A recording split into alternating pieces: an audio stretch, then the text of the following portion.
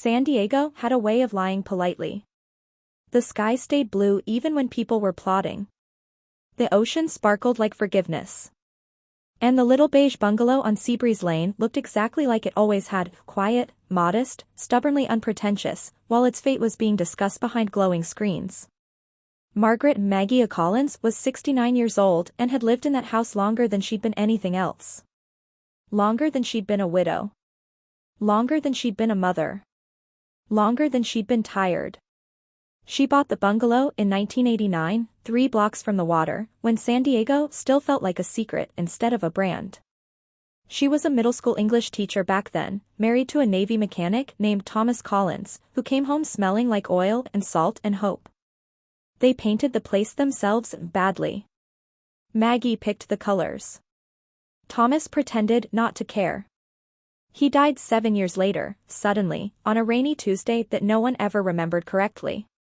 Heart aneurysm. No warning. Maggie raised their son, Daniel, alone after that. No remarriage. No dramatic reinvention. Just grading papers at the kitchen table, packed lunches, PTA meetings, and a pension plan she guarded like a dragon. Every dollar mattered. Every choice stacked on the next. And slowly, without ever saying it out loud, the house became the proof that she had survived. Daniel Collins was 42 now. Tall. Handsome in a clean, rehearsed way. The kind of man who spoke confidently even when he didn't know what he was talking about.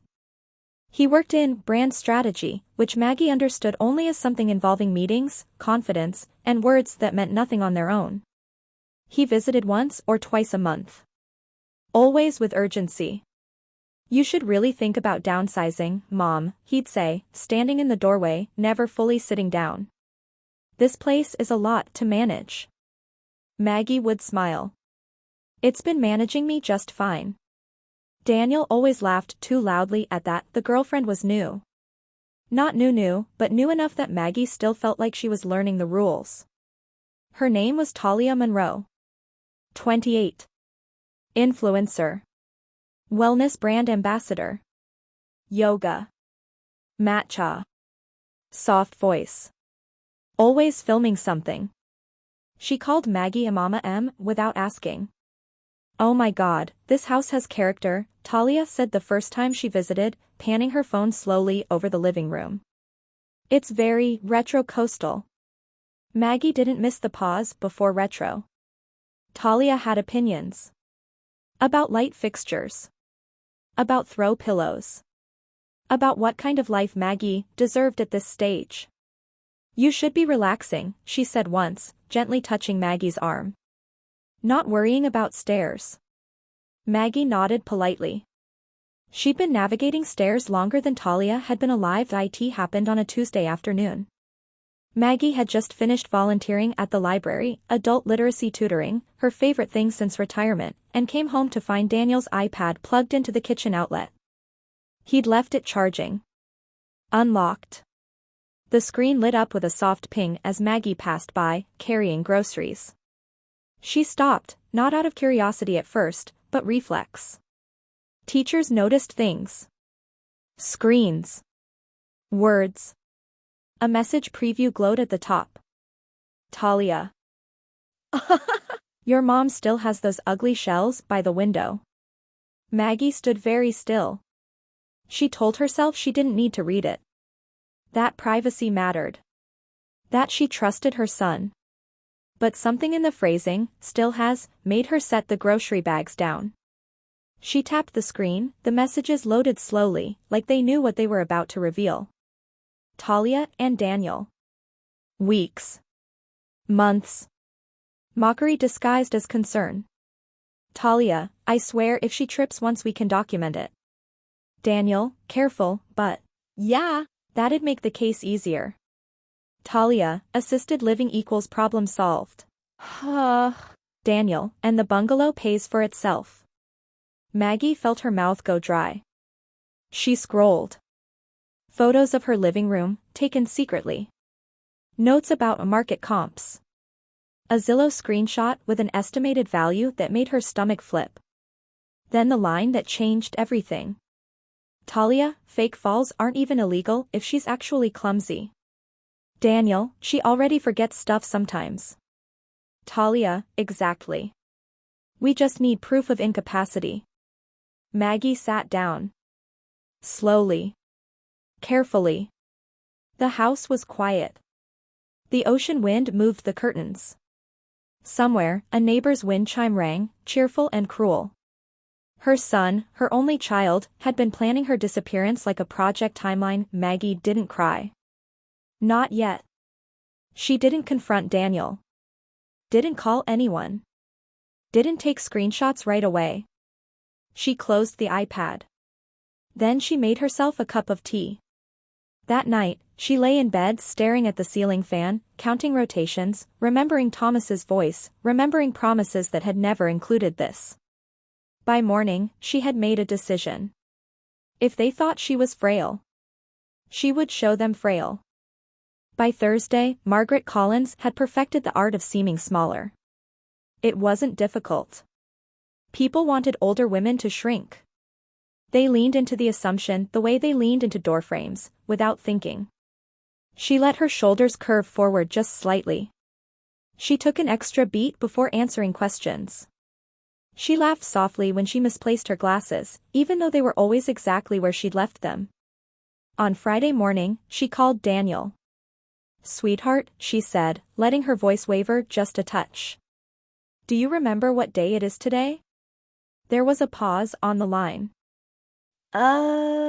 Friday, he said. "Oh. Good," she replied.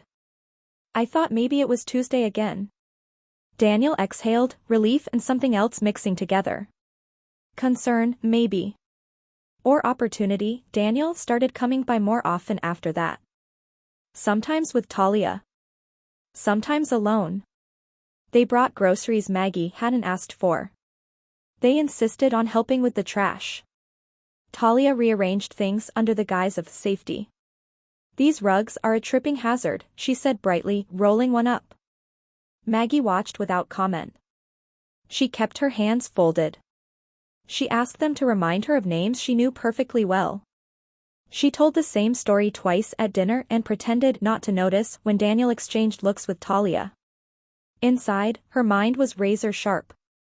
At night, after they left, Maggie wrote everything down. Dates. Phrases. Looks. She photographed the room before and after Talia's helpful changes. And when she was alone, she unlocked the iPad again.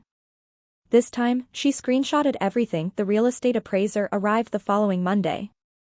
Maggie told Daniel she was confused about why someone was coming to look at the house. "Oh," he said quickly, too quickly. "I might have mentioned it to a friend. Just for curiosity, Mom." She smiled weakly. The appraiser, a woman in her 40s with sharp eyes and a no-nonsense clipboard, walked through the bungalow carefully. "This place is special," she said quietly when Daniel stepped outside to take a call. "You've taken good care of it." Maggie met her gaze. "I need discretion," Maggie said. "And speed." The appraiser raised an eyebrow. "I understand," she replied. "And for what it's worth, you don't seem confused at all." Maggie smiled for real this time. 2 days later, 3 cash offers came in. One was nearly obscene. Maggie accepted the lowest. 20% under market. No contingencies. 2-week close and Maggie let the decline continue. She asked Daniel to remind her to take her vitamins she didn't need. She let Talia book a doctor's appointment she never attended. Talia began filming again. "Caregiving is so hard," she whispered into her phone one afternoon, recording Maggie from behind. "Especially when your partner's parent is slipping." Maggie heard every word.